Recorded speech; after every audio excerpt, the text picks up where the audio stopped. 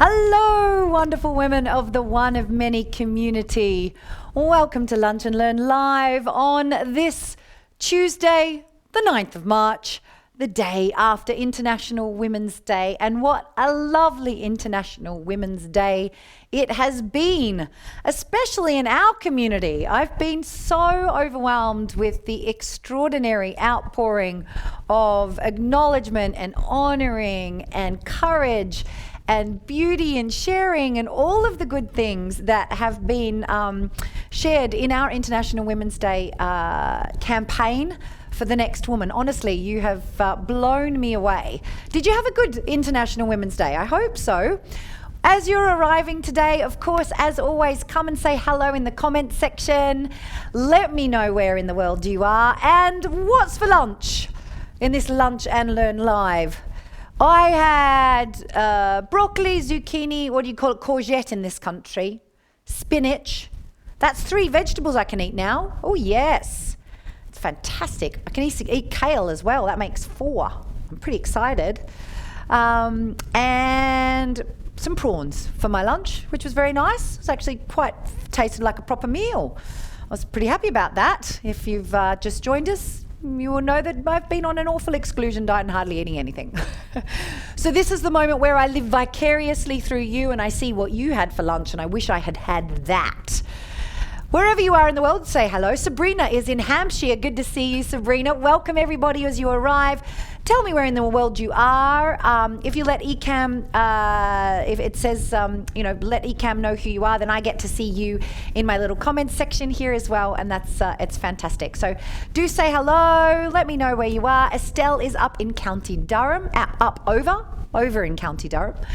I think that's where my ancestors come from, Estelle. I looked it up the other day. No, it wasn't Durham. It was somewhere else. Where was it? Something else starting with D. Mary's in Clevedon. Hello, my darling. Good to see you. Susie's in sunny Oxfordshire. Isn't it sunny today? So beautiful. So beautiful out there in the world today. I absolutely love it. Alison's in sunny Buckinghamshire. Hot chicken and salad for lunch. Yum. Seleman is in Nottingham. She had cassoulet. Oh, I do like a good cassoulet. Yum, yum.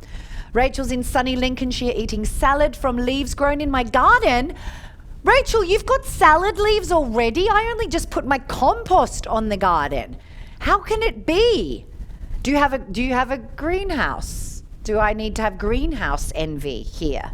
Maybe that's what it is. I have greenhouse envy from Rachel. Oh yes, I do. Well, my darlings, a big welcome wherever you are in the world. I hope you're having a good day. And today is a super exciting day because we are celebrating International Women's Day. We have a competition winner to announce.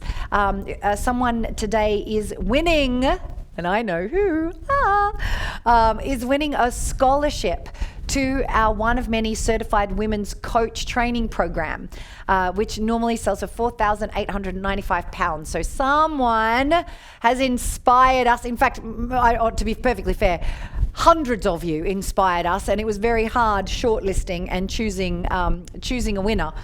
But goodness gracious, we're excited today to be announcing that winner, and someone's going to be joining us in our next cohort of coaches, which are starting their training in the next couple of weeks, which is exciting. Oh, Rachel's telling me they've been growing over the winter with no greenhouse. Things that you learn about gardening on a Lunch and Learn Live. I did not know such things were possible.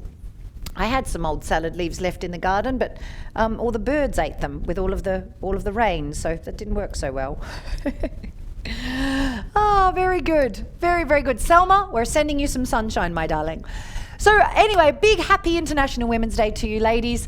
And I don't know if you've spent any time in the B1 global community over the last few days, but if you haven't, you absolutely should do that, because the posts for the next woman, using the hashtag for the next woman for our International Women's Day campaign, have been so inspiring. Honestly, I felt like over the last day, 2 days, week, I've had life breathed back into me by you ladies and why you show up and why you're being courageous and your histories and what matters to you. It's been absolutely extraordinary. So thank you so much for your shares. And in B1, if you haven't gone into the B1 global community, we might put the link in for you. It's so worth spending 20 minutes with a cup of tea to read through some of the extraordinary women in our community and getting to know each other a little bit better. So I am going to announce the winner of the prize, our For the Next Woman prize, which is the coaching certification. But of course, in true Strictly dancing, what do you call it over here? We call it Dancing with the Stars in Australia. Strictly call dancing, strictly ball, no, whatever. I'm not going to tell you till the end. That's, it's kind of how we roll, suspense, etc. In the meantime, I'm going to equip and empower you to be even more powerful in the world. Compliments of my 7-year-old son. Oh yes. Today I am moved and inspired by a moment I had with James last night, and I just thought, if only we all had this simple relationship powerfully. Before I can tell you what James told me, I have to tell you a little bit of a story. And the little bit of the story is related to this book. Thank you, Janet. Strictly Come Dancing. I knew it was something about Strictly and dancing. If you have a young person in your life, James is 7, but he has a pretty high reading age. But we read chapter books every night, like someone who's into David Walliams, that kind of level of reading. And if you have a little budding environmentalist or a kid who cares about the world, or you care about the world and you want your kids to care about the world, highly recommend Hannah Gold, The Last Bear. Holy Mother of God, it is a good read. So usually every evening, Greg and I take turns reading stories to the kids. So we put Rosie into her bed. She's younger. I go in and read her a story, sometimes 2 little short stories, and Greg reads James a little bit of a book. And then I go and read James a bit of book after I put Rosie down. But not with this book. I wouldn't let Greg read any of this book because I didn't want to miss any chapters. Because this book is written by a very dear friend of mine. Indeed, the lovely Hannah Gold, and I go very, very way back. In fact, I don't know how way back, but Hannah used to be a writer for me when I had shift speaker training back in the day. And she's an extraordinary human being, always has been, hilarious, a good friend, absolutely lovely. So I knew her before she was being written up in the Sunday Times and the Financial Times and all of the Timeses, before she was on our National Geographic. James said to me, do you know Hannah's book, The Last Bear, is in the National Geographic? Before she was a HarperCollins published author, I knew her way back when.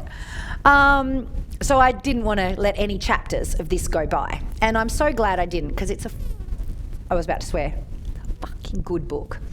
And I am slightly biased because I love Hannah, but even if I didn't love Hannah, I would love this book.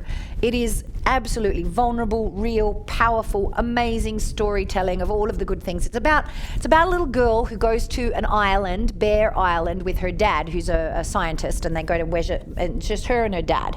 And this little girl meets and becomes best mates with a bear who shouldn't be on the island because the polar ice caps are melting and they can't get from where their home is to the island anymore. Somehow this bear's got stranded on the island and they form this delicious friendship. And I was weeping from about halfway through the book. And indeed, in the final few chapters, I couldn't read it out loud to James without streaming and having to catch my breath quite frequently. It's quite an emotional book. Not tragic, not in that way, but in a heart-touching, like soul-stirring way. And anyway, last night, as I'm trying to read the final 2 or 3 chapters to James, and I'm kind of weeping my head off. Should I read? No, I won't read you a little bit because I don't want to do a spoiler alert. But anyways, I'm reading trying to get through this last chapter for James, and I'm like, oh, sorry, buddy. I said, I can't read any more of this book. It makes me cry too much. I can't read it. Do you know what he said? He turned around to me and he said, Mummy, you can read it. You just need to cry as well. And it was like I had one of those like from the mouths of babes moment. Mummy, you can read it. You just need to cry as well. I was like, that's it, buddy.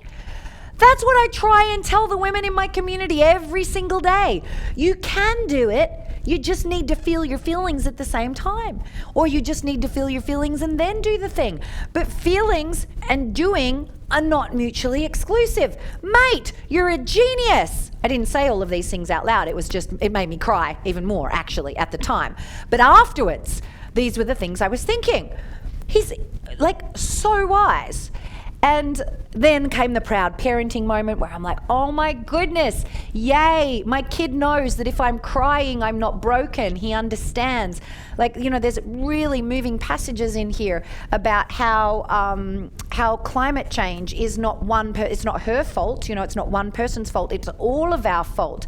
And that human beings do, you know, bad things sometimes. And oh my God, the way she speaks about it. I was weeping as I was reading it. And then James was, you know, we started, this was a few nights ago when we got up to that piece, and James was like, Mummy, is that true about human beings not being very good? And he said, you're good about climate. And I said, you know what, buddy? No, I'm not. I mean, yes, I am better than some, but still, you know, I'm not doing enough. None of us is doing enough, really. And he said, you're one of those people that really cares, aren't you, Mum? And I said, yes, mate, and this is why I do what I do with our ladies. Because all of us want the world to be better. Some people really want to focus on climate change. Other people want to focus on, you know, people who are hurting or hungry. Everybody has something different they want to focus on. But this is why I do the work. Same reason Hannah's written this book, to wake people up to do something different. And he said, "You're one of those people, aren't you, Mummy? You know, this makes you sad. Some people are sad about the earth, and some people don't even notice. You get sad about the earth, don't you, Mum?" And I'm like, "Yes, I do." And I'm really thrilled. A, he got to know me a lot better and what moves me and what's important to me from this book. But B, he sees that feelings and doings are not exclusive. He sees that it's okay to cry, that it's okay to have massive grief about the fact that, you know, the climate, so I'm going to weep now, I have to go and do my makeup because I'm filming this afternoon. Massive grief about climate change and massive grief about hunger. And, you know, I feel these feelings, I feel them acutely. But it's okay to have these feelings, and as long as we do something about it, you know, as long as I can be in motion, as long as I can do something and still spend time, you know, over on my floor over here doing my meditations and letting it out of my system so I don't break down all of the time. But he can see that, and he can see that that can be turned into momentum for change, which I felt very proud about. I felt very proud about that. But that's what I wanted to talk about today, because in our culture, we have an unwritten modus operandi that feelings are bad.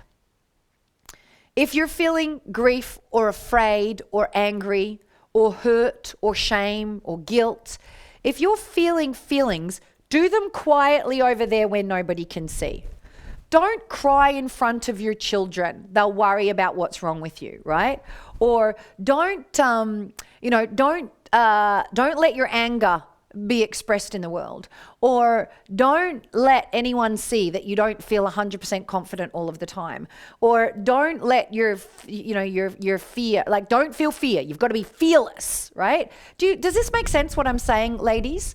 It's really important. We live in this cultural paradigm. Give me a little thumbs up or a love or something if this is landing for you. We live in a cultural paradigm that says feelings are not okay. And that if we have them, we should have them in private, and that we end up in friendships where we don't bring the whole of our feeling state to our friendships. We end up marrying people or in long-term relationships with people where we can't talk about our deepest feelings because we have no, language for it. We might have been brought up in families where we never saw our parents cry. I don't remember seeing my mum cry, and she went through an awful divorce. Do you know? I don't remember seeing my dad. Oh, actually, my dad weeps. My dad weeps frequently, so maybe, you know, maybe I was on the way. He's a big weeper.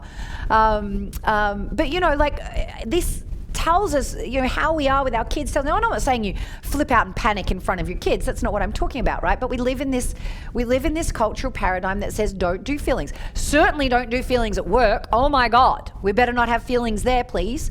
But yeah, like Janet says, we kind of live in this paradigm that feelings equals weakness. That if you're feeling something, it's because you're not strong. Is my sound okay? Nadine's saying that's gone a bit crackly, but is that so for everybody or just for Nadine? Do let me know if that's the case. Okay, cool. So parents saying, yes, it's true. We constantly say we're fine. How are you? Oh, fine, thanks. Fine, thanks. In fact, except for the fact that last night I probably spent 30 minutes weeping about the fact that in 10 years the climate might be, uninhabitable and irreversible, and my grandkids might not have a world to grow up in. Yeah, fine, thanks, except for the fact that I'm navigating a particularly tricky part of my relationship with my husband at the moment. Deeply committed, we love each other to bits, but it's pretty hard. Yeah, fine, thanks, except for the fact that, I've been investigated for cancer over the last 4 weeks, That's kind of confronting and challenging, but otherwise, I'm fine. Aside from overwhelming fear about my health and, deep grief about navigating some difficult things, and etc. We just say we're fine. And we're not most of the time. Now, I'm not advocating that we have to walk down the street telling people how we are all of the time. Oh, it is dropping in and out, is it? Let me see. It might be my batteries. Let me have a look here. What's going on there? Let me change mics. I'm going to change mics so that it doesn't bother you. Hope you didn't see my bottom just then. There. Different quality, but hopefully you can hear me okay. How's that? Is that all right? Hopefully that should fix the problem. So I'm not advocating that we go down the road, expressing all of our feelings all over the place, all over the time. We do have to have some responsibility.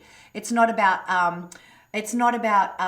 feeling feelings all over somebody, but it is about recognizing that you are a human being and you are an emotional being and you need to find space in your life to have those feelings. And I believe, after last night, it's even more profoundly important for me to be able to demonstrate to my kids how to have a healthy relationship with feelings. I think this is a critical piece. Now, our coaching community, so as you know, in our community, we have over 250 certified coaches now. Last week we had our final 2 days of the coach certification intensive, which we delivered online this time. And oh my goodness, I knew that we could deliver it online. Otherwise I would not have offered to do so, of course, but I would never have expected the amazing connection and amazing community that would build because of all of the ways that we had people to connect with each other. It's absolutely incredible. But we have another batch of 63 women heading into their coaching practical over the next 12 weeks. And, it brings our coaching ranks up to, 250 or something. And this is the thing that we try really hard to land with our coaches, is to help them, to help the women that they're working with, to recognize that feelings are all right. But the reason that many of us do feel that our feelings are not all right is if we ignore them and ignore them and ignore them and ignore them and ignore them and ignore them and ignore them and ignore them, I'm fine. We can feel that underneath I'm fine is this monumentally large amount of stuff. And that if we take the lid off it, it will feel bottomless and we don't know when it will stop. So a lot of women who have stopped looking at their feelings or tried to avoid them and pull on the armor and just get on with life, or as Annie says, it's like trying to keep a beach ball.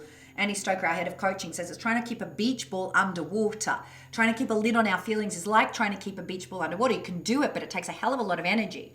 And if we've been doing that for a long period of time, we lose it and eventually it will pop up and it'll explode. It'll come out in rage, or it'll come out in depression, or it'll come out in panic, right? A lot of women, when they start the coaching journey, haven't necessarily been looking at their emotions because culturally we don't have good models for being okay with feeling our feelings. Indeed, in all the coach training I did before I started investigating into what I now call soft power or the feminine energy. So the first 10 years of coaching that I did related to emotions as problems to be let go of, problems to be sorted out and let go of. That was kind of what I learned about emotions. If you've got anger and it's a problem, let it go from your past so it's not a problem anymore. And then if you feel it, you feel it, but just get on with it. They were problems, right? Problems to be avoided, uncomfortable feelings to be avoided. But since I've started learning lots more around feminine energy and what I now call the 5 women's power types and the lover energy, recognizing that emotions are part of what is being human has been critical. Is this landing, ladies? Give me a thumbs up or give me some love, or let me know in the comments how this is landing with you. Emotions are actually a part, like the purpose of emotions is to be felt, right? Yes, they have a message for us. Yes, our fear tells us get prepared. Our anger tells us a boundary is being crossed. But the key purpose of feelings is that we are human and they're there to be felt. For us to discover who we are, I think our emotions are our secret code to answer the question, who am I? So many women in our community say, I don't know who I am. Well, I can tell you who you are if you tell me how you feel about things. We can discover who someone is by how you feel. But we're so scared to feel because we think if we start feeling and take the lid off that it will keep coming and keep coming and keep coming. And so our coaches are trained to be able to help women to come back into rapport with their relationships, with their relationship to their emotions, to come back into rapport with their emotions, to trust themselves, to feel angry if they're angry about something, and to go, good that I'm angry. I am angry about something. What am I angry about? What happened? Oh, there's the boundary. That is what is making me angry. Now I need to get this out of my system because it's not serving me. And now I need to go and have a conversation with that person because they've crossed a boundary, right? Or grief. I've lost something. What have I lost? What does this person represent? Or what does this job represent? Or what does this situation represent, which has now changed that I have grief about? Who am I in relationship to this? This is what we explore. We help women to go that feelings are okay, right? Beautiful. I love that. Sabrina says, I really found my queen when I acknowledged my emotions and my feelings. That's it. When we acknowledge how we feel and we stop putting a lid on, then we can actually find the source of our power. This is the other thing I often say to ladies. Your joy, your passion, your love, all of the good feelings, right? They live in exactly the same place as the anger and the fear and the hurt and the grief. They all live in the same little pot inside you. You can't put a lid on the bad stuff without also putting a lid on the good stuff. So if you want access to power, you have to be a fully emotional being. You have to take the lid off this stuff, right? So what feelings, I'm interested to hear from you ladies, what feelings do you try not to feel or feel unsafe for you? Like if you feel really angry, do you try to avoid that or try to push it down? Or do you try not to get hurt so you don't even date, you don't even open up to intimacy with people to avoid hurt? Or do you try to avoid feeling afraid and so you don't put yourself in situations where you have to take a risk or you have to use courage? What feelings kind of feel uncomfortable or feel really kind of unsafe for you to feel that you might be avoiding and therefore cutting off from some power? Because we've got to feel all of it, right? As I read this book last night with James, I felt so much grief and so much loss about the planet, the planetary stuff, but also this beautiful relationship between the polar bear and April, and the journey that they go on together and all of that kind of stuff. It just brought up so much tender, heartbreaking feelings, and yeah, truly. But being present to the feelings and allowing them to come out and recognizing, I might not have thought about the climate for a while, right? Because I've been so busy dealing with a COVID-19 pandemic and our extraordinary community, but it's still there. All of those feelings are still there. And what have I done about them recently? What have I done about it recently? Not enough. And grief and hurt that I'm not doing enough. All of that stuff. The feelings are there. We've got to look at our darkness, but we've still got to keep doing, right? So Janet says, thank you for sharing the sorts of feelings that feel not so great. Janet says humiliation. Alison says anger. So often her anger comes out as crying, right? I won't do the anger. I won't do, I can't stand in my anger, so it comes out as crying. Totally relate to that. I've seen that a lot in women in the community. Annette says jealousy. Sarah says vulnerability. Absolutely. Janet says, I've let people off the hook, not called them out because I feel the answer will be so humiliating I won't survive. It's interesting, isn't it? Because no one's ever died of a feeling. We've often died because of the behaviors that we've taken on to avoid feeling feelings. Drinking too much, drugs, dangerous behaviors, road rage, all of those kind of things, right? The behaviors we do, they kill us, but the feelings don't. The feelings don't. Sabrina says, feeling rejection of what I want to do that's important to me makes me avoid trying again. Yeah, that's it. I was listening to a really great speaker, an Irish guy, Philip McKernan, I believe his name is, Philip McKernan, just recently. And he said, all of us will pick things, and I'm paraphrasing, I won't say it exactly right, but it really hit me.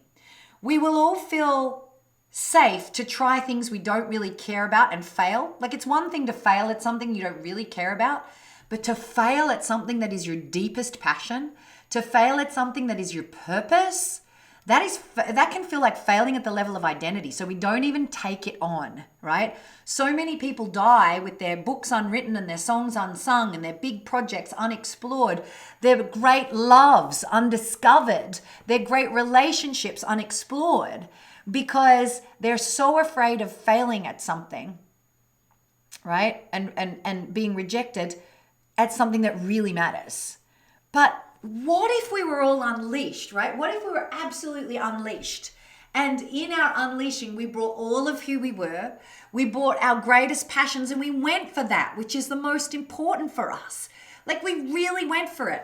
Whether it's that girl or guy you want to date, or that project you want to launch in your parish, or that school you want to fundraise for, or that business you want to start, right? That path that's been calling for you.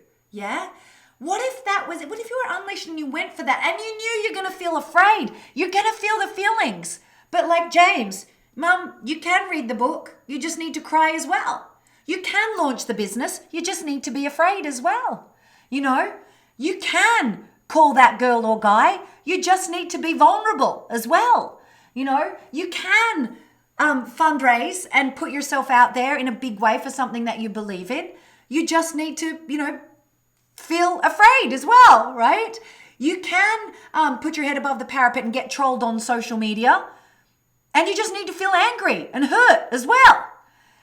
Imagine if we lived in a world where this was our norm, where that which is most passionate, joyous, and calling to us in our hearts was what we did, and we were okay with feeling afraid, shameful, guilty, all of our darkness, all of that stuff as well, right?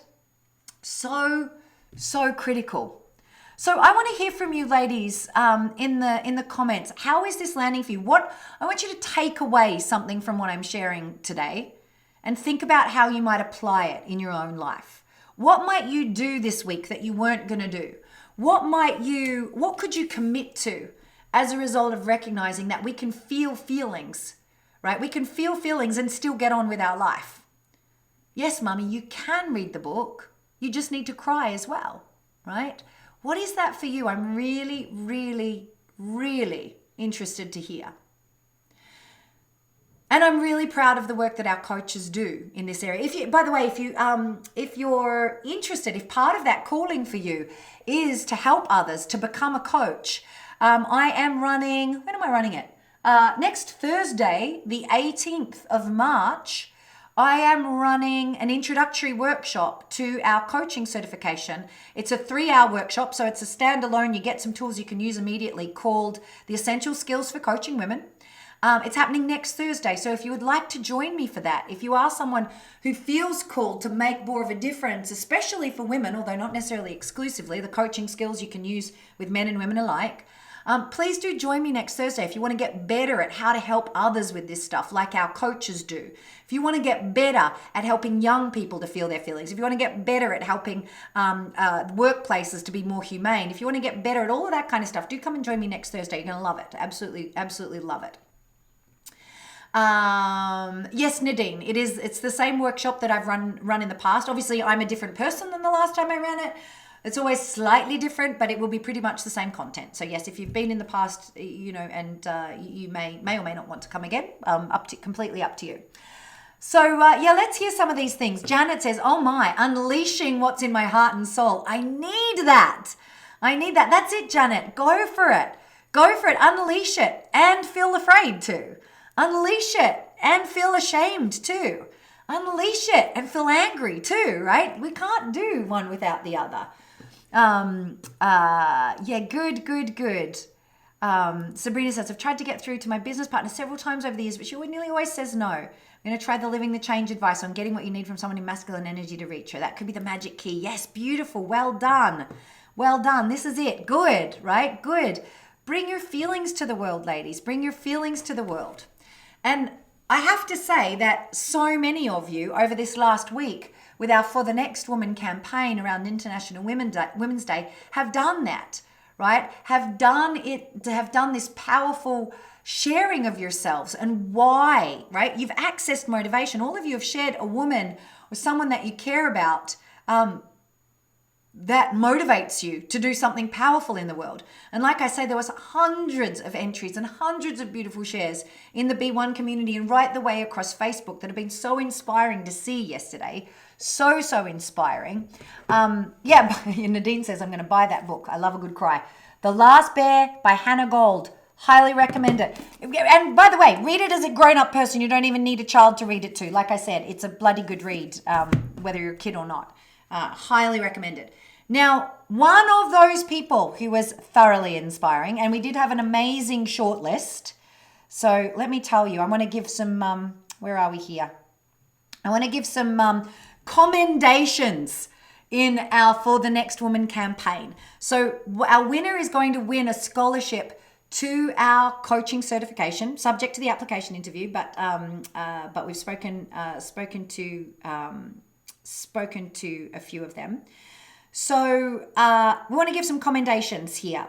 Commendations to the lovely Anna Knight. Anna is already one of our amazing certified coaches. She does incredible work with many different areas that she works in. But specifically in our community, she's an amazing ambassador in the LGBTQ plus kind of arena. And we're incredibly grateful for who she is in the world. And thank you for that stunning post that you shared about For the Next Woman. And it was absolutely beautiful. So commendations to you and thank you. And at a personal level, thank you for your support as well.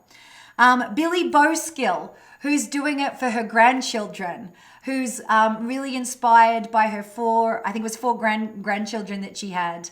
She shared a photo of one reading a book to the other, which was just beautiful. So thank you, Billy. It was just so lovely to see your post as well. And have a look in B1 for these two ladies.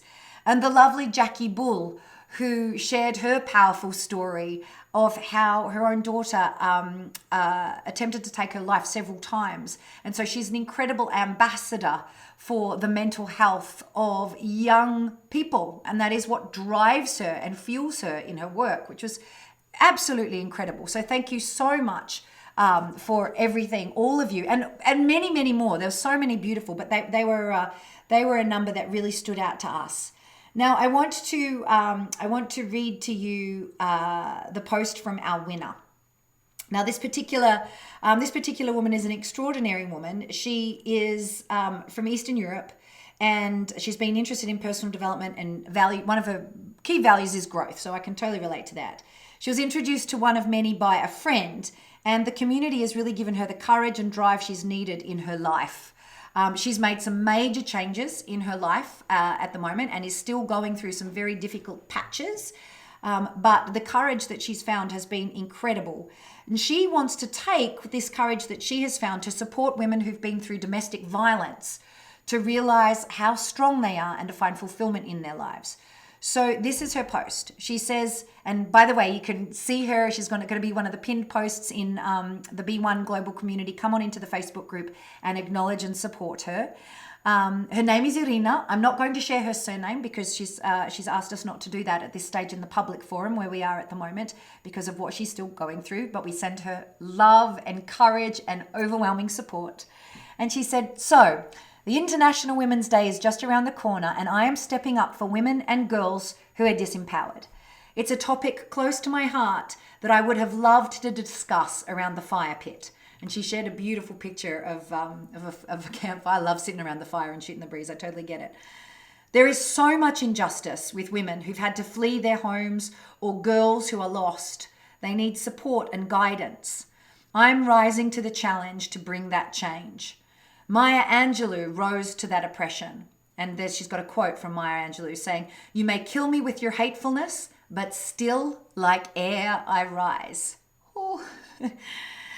I want to rise despite all odds for women who faced domestic violence and had to flee their homes, for girls disempowered and at risk of being taken advantage of. In our day and age, the exploitation, poverty and inequality still persist. And it's up to us as a society to rise to the challenge and to bring in the changes that are so desperately needed. Sometimes I look around and see extraordinary women that I've been extremely lucky to come across who don't realize their worth or have much joy as they work so hard to make the impact. I find myself thinking at times every one of us needs some guidance in order to look after ourselves so that they can rise to their own challenges without the risk of burnout. I'm inspired by the most amazing, kind and beautiful women and mums who don't realize how extraordinary they are. I would love to play a part to bring a positive impact. Some of these extraordinary women made such a huge difference and I would love to be able to make that kind of impact. We have to rise to the challenges and help those who need it most. Happy Women's Day. Let's support and empower each other for the next woman, International Women's Day. Isn't that extraordinary? So Irina, congratulations, my darling. You are the winner of a scholarship onto our next Certified Women's Coach Intensive. We are not just the intensive, the foundation course, the intensive and the prac that comes afterwards. We're going to get you certified as a coach and we will be very proud to support you in your work of supporting women who have suffered from domestic violence and at-risk girls. It is an incredibly important corner of the world that needs attention and we want to partner with you to do that. So thank you so much for being a part of our community. Thank you for being one of many and know that you have an extraordinary community of women around you as you take the steps through the challenges that sit on your doorstep at the moment. We're right here for you alongside all of that. So please go into the B1 community and congratulate Irina in our private group. That would be fantastic to do and celebrate with her. It's absolutely awesome. And then my final little rallying cry, my final invitation for you today, ladies, is feel your feelings and do the stuff anyway, right? All of the feelings. You can read the rest of the book, mummy. You just need to cry as well. And I think that from the mouths of a very smart little 7-year-old is what we need to do. If you're interested in helping others to have that same kind of perspective, do join me next Thursday for the Essential Skills for Coaching Women workshop. And if this has been a useful Lunch and Learn Live for you, if it's hit a chord and you think you might have some friends on Facebook that might benefit from it, or you might have some friends on Twitter or Instagram, you want to share the YouTube video, we'll be going up to YouTube straight after this. Please do. We always love to share our mission. We want to equip and inspire 1 million women with the tools to sustainably change their corner of the world, just as you all are. Let's make sure we get everybody equipped to be able to do that in a powerful way. And thank you for sharing our work and thank you for standing alongside me on all of the important matters that are out there at the moment, because there's a lot of them and it's hard to keep all of them moving along. But together, I know we'll get there, wherever there is. I don't know how we'll get there, but I know that we will get there. And the way we'll get there is together. So I am proud to be one of many women up for big things in the world and proud to stand alongside you. Thank you so much, my darlings. Have a lovely rest of your Tuesday, however much of it there is. And I look forward to seeing you here at 1 p.m. London time next Tuesday for Lunch and Learn Live right here on the One of Many Facebook page. See you soon. Bye.